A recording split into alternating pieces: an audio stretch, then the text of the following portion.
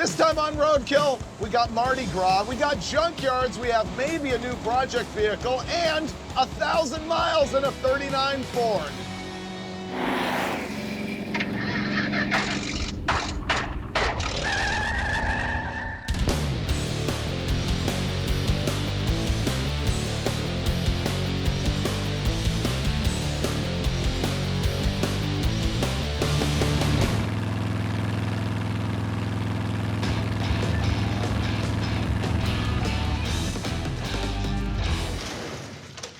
Oh, I'm super excited. There it is. Whoa.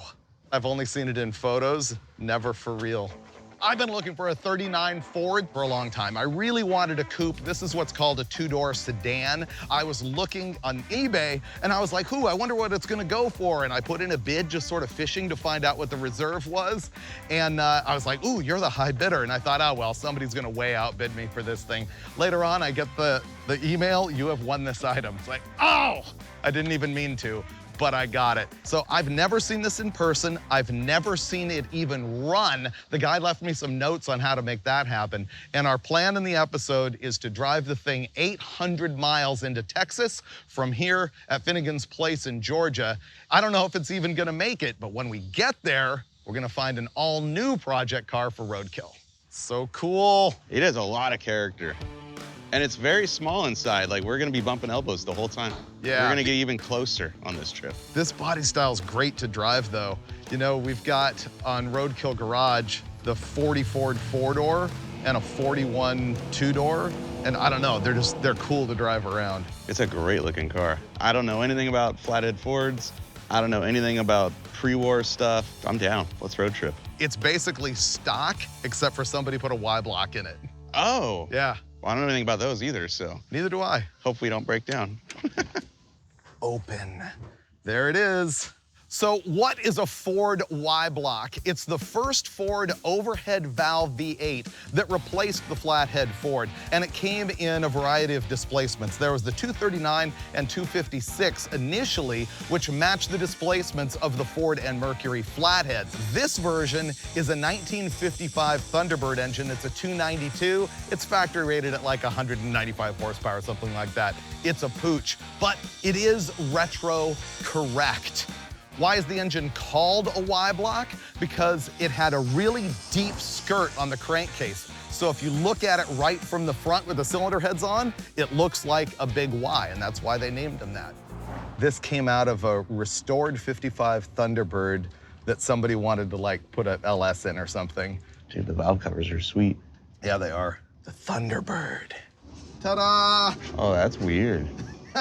Wait a minute. It's so funny. So that is a Holley 4000 series, which they call a teapot carburetor. I call it the Towering Inferno. Anyway, let's look at the guy's notes and see if we can make it run. This is from Matt at Iron Trap. Teapot carb evaporates fuel when the car sits for a long time. No key. Unlock the wheel, flip the lever on the column drop. Normal. Turn ignition on. Oh, I see. Ready to start it? Whoa! That's incredible. It's road trip ready. I did not see that coming. No misfiring or nothing. Wow, it sounds cool. Yeah, I think she's ready, man. Is anything leaking? Nope. Oh, it's got killer oil pressure. This thing's legit. Wow. Yeah, you can throw the air cleaner on it and we can just go. This is what happens when we don't build it. Pretty much. Yeah. It sounds really smooth too. It does. So first of all, why would I want this? Well, you know that I just love hot rodding history. The nostalgia of it really means a lot to me. And let's talk about where this body style sort of fits into that. In the 30s and even into the early 40s, if you were a hot rodder, you were kind of a wiener if you had anything but a roadster. And later on, coupes came in, but they were fenderless like Model A's and 32s, 33s, 34s. By the time we got into the 50s, if you were like 17 or 18 years old, the only cool fat fender was this body style, the 1939 or 1940 Ford. Now, for whatever reason, the 40 was way more popular, but for me personally, the 39 is way better. It's got the fold-out windshield, the killer headlights, the rear taillights are a teardrop instead of a chevron, the dash is better, it's got the banjo steering wheel, it's floor shift, whereas the 40 was a column shift, so I just love this thing.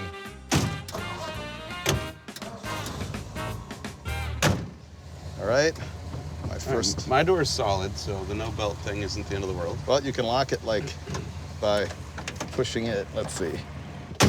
There. Look, the tag goes to 3,500 RPM. That's funny. The clutch comes in way at the top. Here we go. It rides pretty good. Yeah. Yeah, the seat's my biggest concern so far. It's just barely bolted in. I'll for sure break it because I'll forget and I'll lean back there to get something. Yep. This thing's comfy. I like it. I'll feel good with it once the seat's fixed. Right now, I feel like, sketchy. Here's a fun fact. The 1939 Ford was the very first Ford with hydraulic brakes.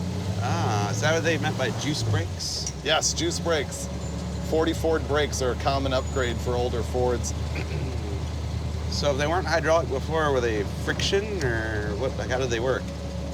Well, They all levers? brakes are friction, but they had mechanical rods going from the pedal to the corners of the car. Ah, so it's gonna be on the right across the intersection. We're eating in here, so I think you can park in any one of these and you're safe.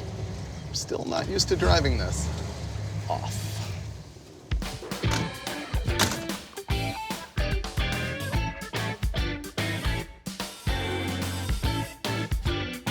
I'll navigate. I learned the trick on the door. What's the secret? You have to pick it up and slowly push it in. There we go. Doesn't work. That's interesting. Headlights got left on. We killed the battery in an hour. Battery's dead. We're gonna need a jump. The headlights were left on. Can we push start it? Possibly. Let's try that. It's downhill right here. It's on, it's in first. Here we go. Go for it. There we go. Nice. That was a great idea. Here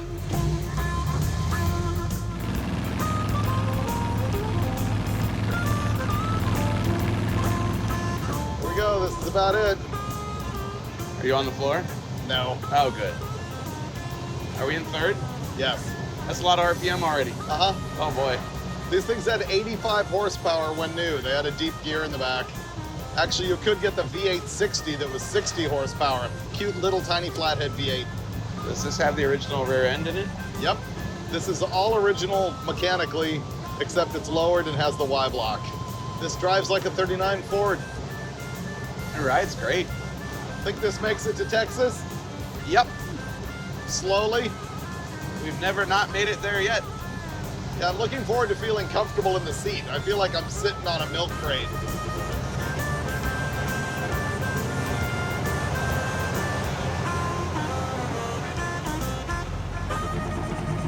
All right, 8 miles, and we're already back at Finnegan's. The seat is only held in with one bolt, and it's just flopping too much for me to be comfortable, and we'd love to have seatbelts in the thing, too. So we're gonna pull the bench out of it, weld some new tabs on, see if we can get some more bolts in it, and hopefully find some seatbelts. That would be nice. That would be really good. Since the doors don't really want to stay shut. Nah, they don't. That would be great. Yeah, so belt and seat fixing.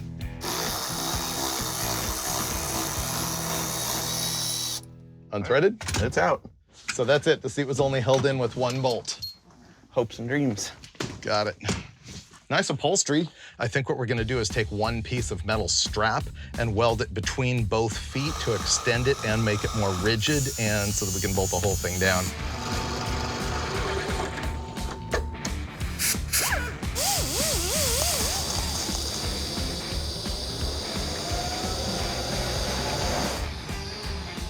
Okay. Okay, Finnegan welded it all up. Okay. Okay. Now I need to get the front one.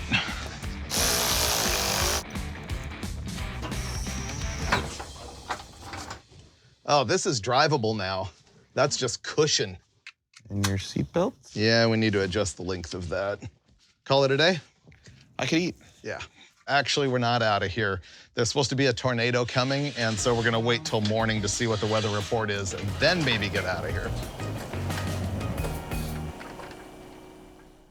It's 2 months later. Mike got sick, I got sick. We both went and shot like 3 more episodes of other shows, and now we're ready to leave. Yes.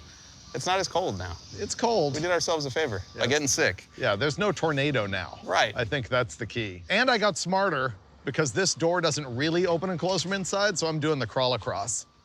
Oh, keeping it classy, I see. All right. Can I get the shifter out of my way? Kind of, yeah. Ooh, not bad. One of the better crawl acrosses. This won't get old at all during the next 800 miles. It sure won't. And the production microphone. Not bad. Just purrs, man. Just purrs. Ready. That'll go away. It's from lack of use. It's squealing a little bit. There's no burnouts in this. So I was looking at old pictures, family stuff, Yeah. and it looks like my great-grandparents drove something very similar to this from Michigan when they moved to California.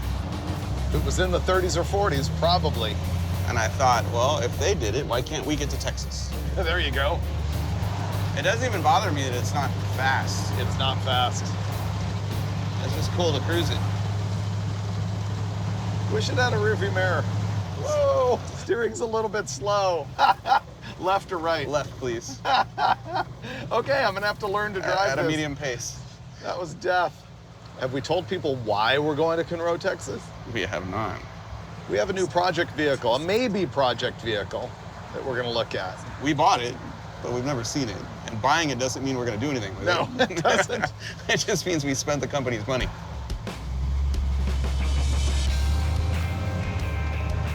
Whoa! I feel like we're gonna fall out. I know. These doors lock? Yeah. Yeah, push it down. Oh, wait. I opened my door. That opened my door too. Yeah, my door won't Oh, close no. now. Oh no! I failed. I'm gonna have to stop and close my door. Maybe in the 30s there was no crime and nobody locked anything. Nope. Let's see. Tell me when. Okay. That did it. What a All right. team. That's What a our routine from now on. 2 months ago when we attempted to drive this to Texas, did we ever get gas? Let's put gas in it. All right.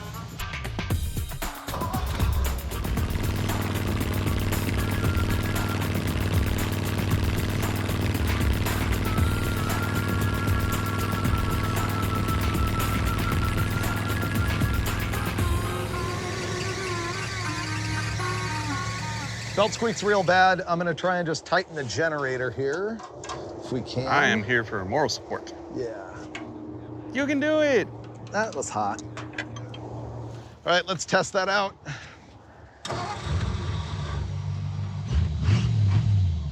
All right, calling that fixed. Yeah. We're stocked up on health food, dinner, belt squeak sort of fixed, and we're out. Everybody got that?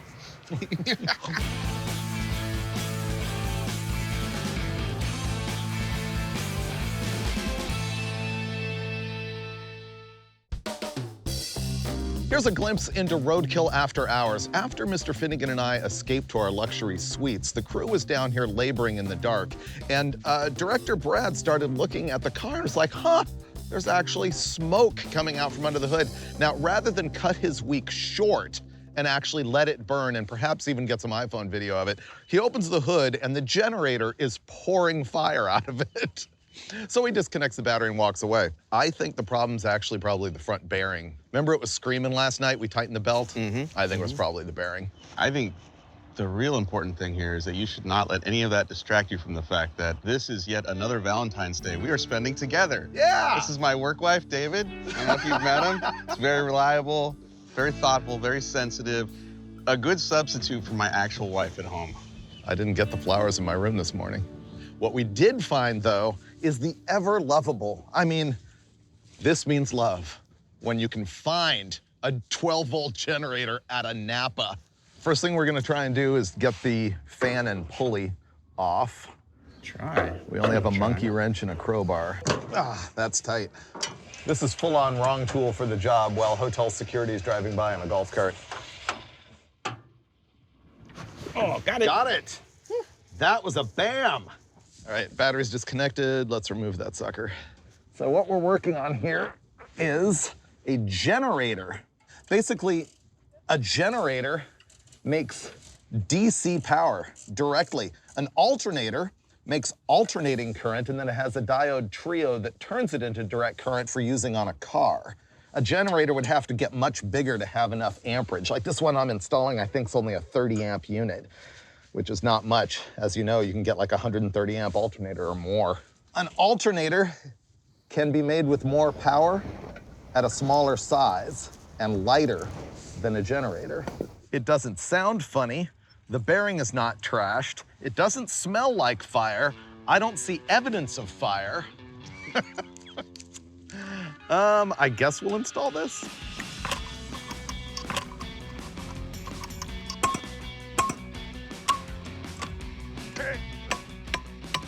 Yeah.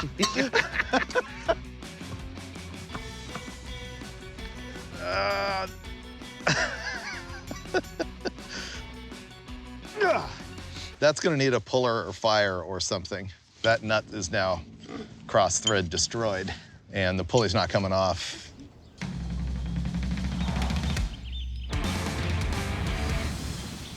We went and got the actual puller, also known as the bender of pullier. Ready? I'm watching for bendage. Happy Valentine's Day. Ah, Look at that. like butter. Look at that. See, the core of this is fine. It's the bendy part that's bent. Yeah, it's a little bendy. It was bent before, though. Yeah.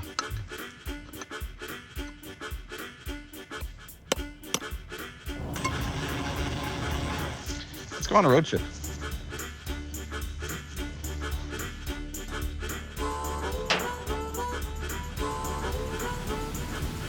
We've got it all hooked up. Do you want to check to see if it's charging? Sure.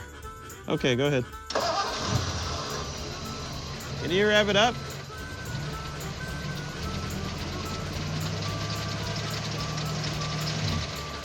No? Nothing? Oh, that was a lot of work. It doesn't work. Doesn't charge? Nope. Here's what's going on. We changed that whole generator, then we checked and found out it wasn't charging. So I started messing with the voltage regulator, and it is getting blazing hot, even with the car shut off, and that's probably what made that thing smoked. So here's what we're gonna do. I'm gonna disconnect the regulator completely. I'm gonna tape it up so those don't go to ground, and then we're gonna drive to a parts store. I'm pretty sure on the battery, this thing will drive 150 miles with no charging system. So that's what we're gonna do. Nope. Sorry, I didn't pull very hard. Yeah, hold on, wait till I say yeah so I don't smash my finger. Okay.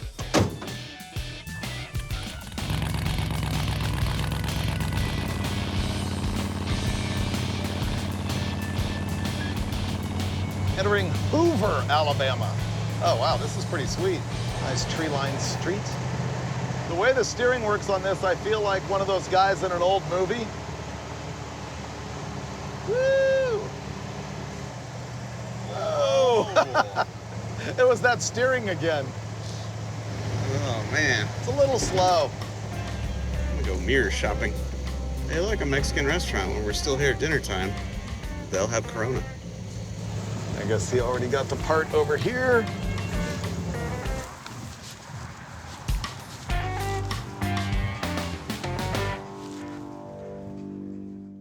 I have parts. Thank you, Durlast. Yep, sounds good. It makes the clicky noise. Attach the leads to the A and B terminals. Do not attach the F lead to the F terminal. So that's the field one. Right. momentarily touch the F lead to the B terminal, then attach the F lead to the F terminal. So you basically give the field 1 battery before you hook it to the field 1. Huh. Whoa. You have to train it on stuff. Yeah. This is a points type voltage regulator, and it's so old school that even I have forgotten how to do this. You have to like train it to know what to do. Let me get this one off. Don't cross the streams. Do you want me to disconnect the battery, or you Oh, sure, that's probably a good idea. feel good? Yeah. I wonder if this has nuts inside. Sure seems like it does. All right, I'll go into the dash. Oh, that's great. Jump on that grenade. I thought I was gonna have to, but that's awesome. All right, top one's loose. Outboard lower. Done. Okay. I don't know if it's bad. All I know is that it got blazing hot. Top one is on.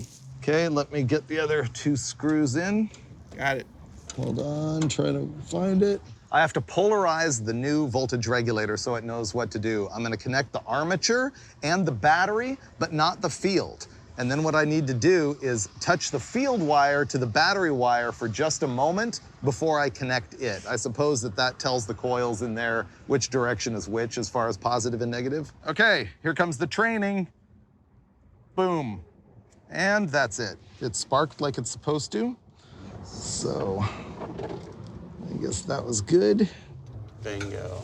All right, ready to test voltage? Go for it.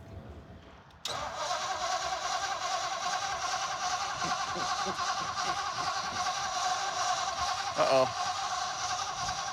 Start, start, start.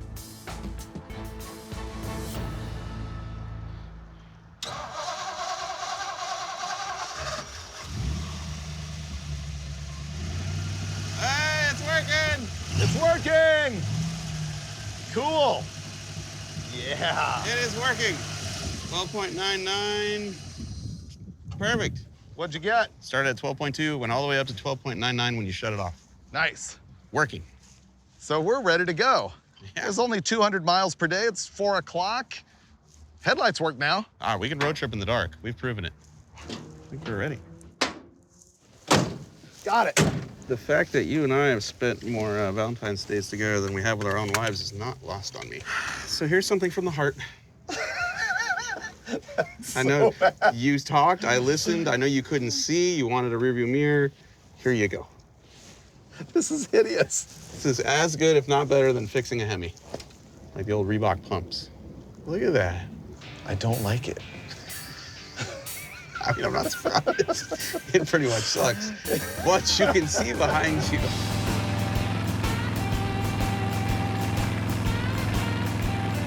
So far, we've done about 320 miles in an 84-year-old car with a 68-year-old engine, starting in Atlanta and ending up here near, I figured out how to pronounce it, Mobile, Alabama. We lost that hubcap yesterday, which kind of crushed me. If you look at the bolt pattern on this wheel, it's weird. The lugs are like this far apart. Reminds me of old Volkswagen stuff. Yeah, it's very much like old Volkswagens, but it's also exactly like what you'll see on a modern circle track car with what they call the Willwood Wide 5. That's how it got started, is this bolt pattern right here. So you're gonna get to drive and experience that handling prowess. Yeah, and much like, you know, every other party or event we've never made it to, next week's Mardi Gras, so we're gonna go to New Orleans today. Well, that's a goal. We're gonna attempt to go to New Orleans today. It is 200 miles. I feel good, let's go. So here's the explanation of why we can't go that fast in this thing. Back in the day, obviously, cars just didn't go 70 miles an hour on the highway, and so they geared it real low in the back, like a very high number, and they did that because the engines didn't make that much power, and so to give them acceleration, they had lower gears, but the lower gears makes them spin really high RPM on the highway. And now we're doing 60, feels good.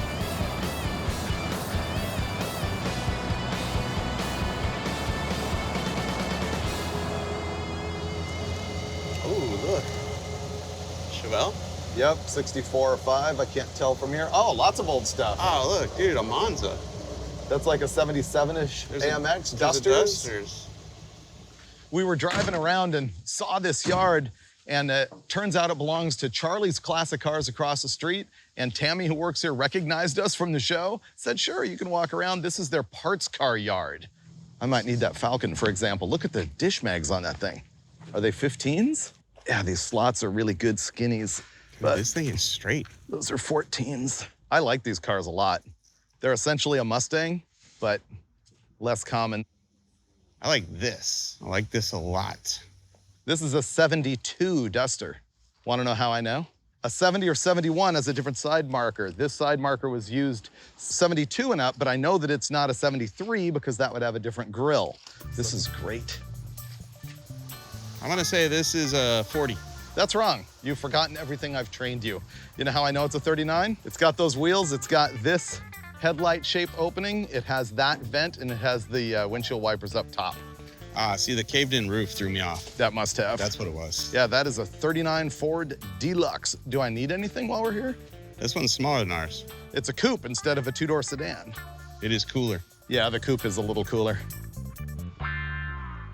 And finally, remember my tip about the wheel bolt pattern on the 39 Ford? There's the VW pattern that Mike mentioned.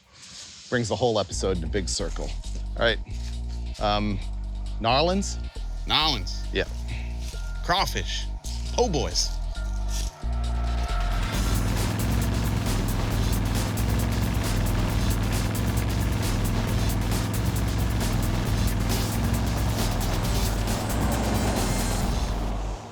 Look at all the natures. It's so natural. It's good stuff. Yeah. We're at Biloxi Bay. We're about halfway on our trip today to New Orleans.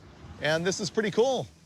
Sign says this lighthouse right here has been here since 1848. The same family ran the thing from 1866 to 1929. You gotta research the life of lighthouse operators. It was brutal punishment. They were on call 24 hours a day, every day of the year, actually a punishing job. The other thing I find really interesting about these things is the Fresnel lens, which is up at the top. F-R-E-S-N-E-L, Fresnel. It is a giant glass lens. It's amazing to look at. And it was the first thing that was able to take like ambient light that bounced everywhere and focus it so that the lighthouse beam would go all the way out to sea. This is cool, but I really like the look of my 39 from here up against the ocean.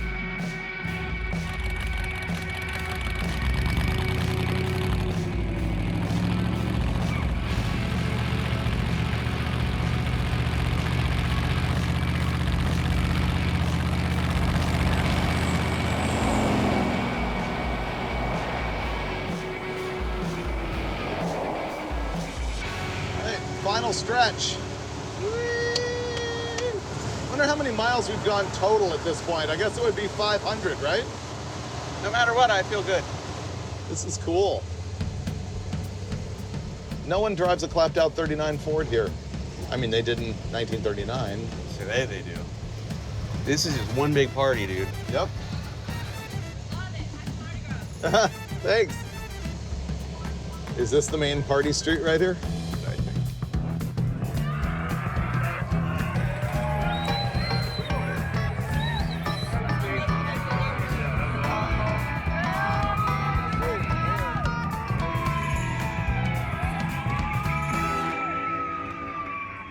Well, last night we drove our 39 Ford all the way to New Orleans, and we didn't even know Mardi Gras was going on. I felt right at home. But the whole place just looks like New Orleans Square at Disneyland, so if you haven't been here, hit Disneyland. All right, let's go.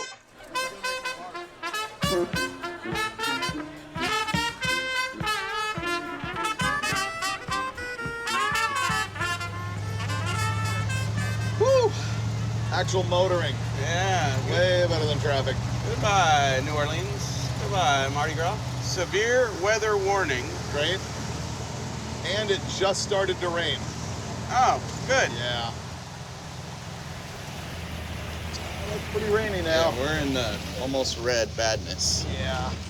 Well, while we're sitting in traffic, you, the audience, might be wondering what exactly is it like to drive a 39 Ford 700 miles, finishing off the day in the pouring rain. A lot of people, I think, don't get how different this car is because it's not our normal muscle car and stuff. Right. You know, it's got the 3-speed manual transmission. I like the shift feel. It's got an H pattern this wide. It's huge. No synchro into first, so you have to rev match first gear, don't downshift. It's so wide that when you go for second, I have to move my left leg every time. The thing about it is it handles really badly, and part of that is because it's got a suspension that's called buggy sprung. It's transverse leaf springs on a solid axle at both ends, and it makes for ill handling. It's basically what they did on a horse cart back in the day. Yeah, this is the same stuff settlers would have used to get across the country on their covered wagons. Yeah. Oh, that's the actual. Don't roll up the window, it's all raining through the windshield. I know. Oh, wow. I'm trying to minimize the moisture. Dude, I feel like I'm standing in the shower. I didn't close the cowl vent. Your foot is all wet. Ow! Look at this. There's a river in the car, dude. I know. Cool bridge. I can't see what we're gonna fall into and die. Wow, that's raining bad in here.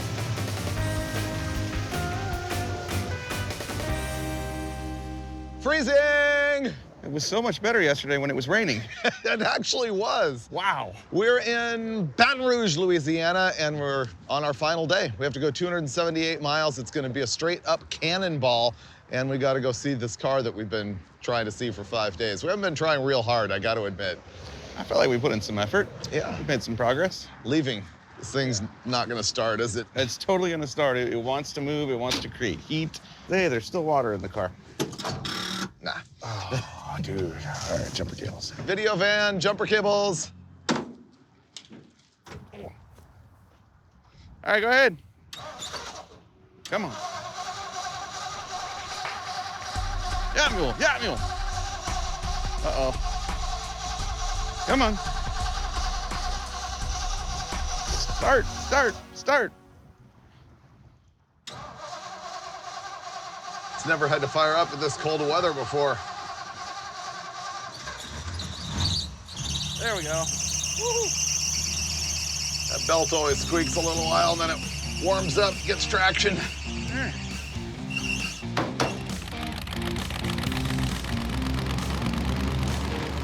Okay, now we're headed east. Now we're headed west.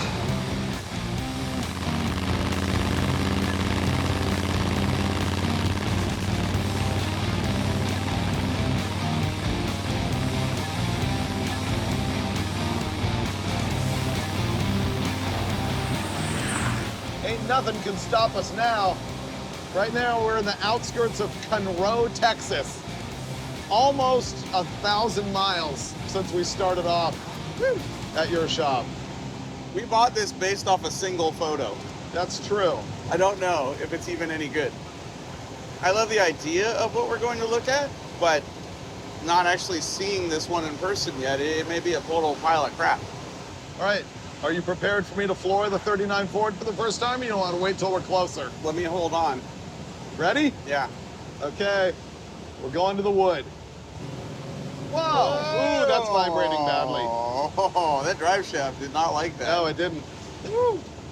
Yep, that vibrated bad. Okay. Hey, glad we saved that until now. Yeah. It's gonna be a pretty big pivotal moment in our lives coming up. This is big. We either will or we won't. This is big.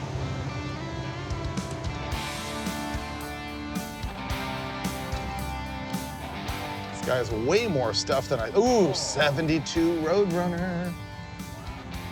Wow. This is way better than I thought it was gonna be. Oh, this is cool. Made it. 1,000 miles in the 39 Ford. I'm pretty happy with that. Oh, I'm stoked. This guy, Sean, has sold us this vehicle that you will soon see and that we will see for the first time. He sold it to us like 5 months ago. Finally, we had a good reason to make the road trip here. When we showed up, we found out that he's a car flipper. He goes all over the country and buys stuff and sells it. And so, what's one potential project vehicle when you can have another? Maverick. Ooh, Maverick Grabber with a bent hood. This is the Maverick before Maverick meant like little front-wheel drive crew cab pickup truck, which is what they are now. I remember Mavericks were really dorky for a while. People thought you were like a nerd if you had one, but I've always thought they were super cool. Mavericks came out in 1970, and they started the Grabber package in 71, and they had them through 75, even on the big bumper ones. All it is an appearance package. You could get a 6-cylinder automatic one with the Grabber appearance package. That's a 72 satellite wagon, I think. It could be a 73. Mini truck, dude. You can give people tickets in this. This is a 74. Now we get to the point of the entire episode. People ask me nonstop, have you got the Maserati back? It's like one of the biggest questions I get. You must get it all the time too. Constantly. So here's the story of the Maserati so you can sort of get the context of what's going on here. Long time ago, I had the company buy for Finnegan this little truck that I found, and we surprised him because not only was it a mini truck, but it also had an Oldsmobile 455 on a Toronado transaxle in the bed. So it was mid-engined, so we called it The Maserati. Exactly. And remember the guy we bought it from, he said it ran 10s and did wheelies. Yeah, turns out he lied. It didn't do any of that stuff. We road tripped the thing home. I remember having overheating problems and putting the big like snorkel on it to funnel air through the radiator. We ultimately drag raced it and autocrossed it. Yeah, we tried to fulfill its destiny, which was to run 10s. So we worked on it at the Motor Trend Tech Center. We took the gas tank out of the nose of it, trying to lighten it up, and then we realized we couldn't steer. So that after we took the gas tank out, mostly because it was a bomb, we welded like a weight plate in the front, right. And then we had to stack weight in it to get it to steer again. You know, we changed it from a single 4 to a tunnel ram. We added nitrous to it. We put a cam in it at Tucson Dragway. Yeah. But it never ran 10s. It never did wheelies. And it was a complete disappointment up until the moment where we were towing it home from one of our shows. And I remember we got a call from the producer or somebody who's like, Maserati's been stolen. Literally, it was in a hotel parking lot in Blythe, California on a trailer, and they have video of a couple guys in hoodies showing up, taking it off the trailer, pushing it away, never to be seen or heard from again. So when people ask me all the time, have you found the Maserati? The answer is basically, no one's looking. But then, after losing the pickup truck, Mike and I have always had it in our mind because the rotary model Mazda 1974 pickup truck's actually pretty unusual. And the whole point is that we found another one here today, and we're about to see it for the very first time.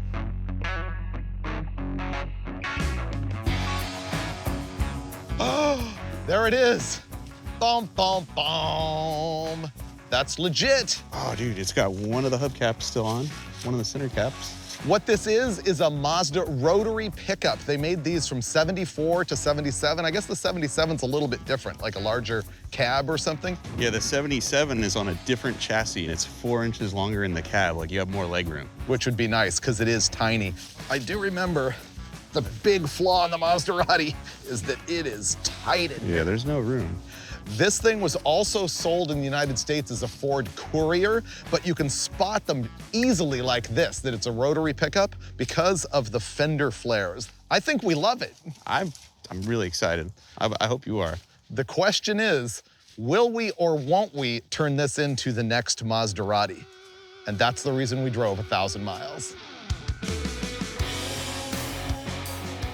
The whole time on this trip off camera, Finnegan and I have been like bench racing ideas. How would we build another Maserati? We've been through aluminum V6. We've been through LS on a transaxle. We've been through crazy big block Chevy with a V drive. Here's the idea that I think will seal the deal for you based on other conversations we've had. Okay. Why doesn't it have a 3-rotor? Why doesn't it have a 4-rotor? Or a 4? There's plenty of room. Build another rotary for the back of it. I love this plan. That would be really cool. And make sure it runs like 13,000 RPM. Yeah. And actually perform, because my big thing with rotaries, a lot of noise, not a lot of action. Yeah, which is fine. I just want to build the freak value of it. I would have a carburetor on it, I don't care. But yeah, maybe we can use a later generation rotary. I love this idea. Yeah. Then it needs to be stealth mode, all under the bed with like a cheesy vinyl bed cover. That would be cool. You know? Yep. So that nobody steals this one.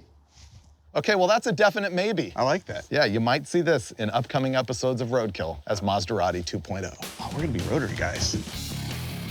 Finnegan and I ended up being really stoked with the Mazda pickup truck. It was everything that we hoped it would be based on the one little snapshot that we saw before we bought it.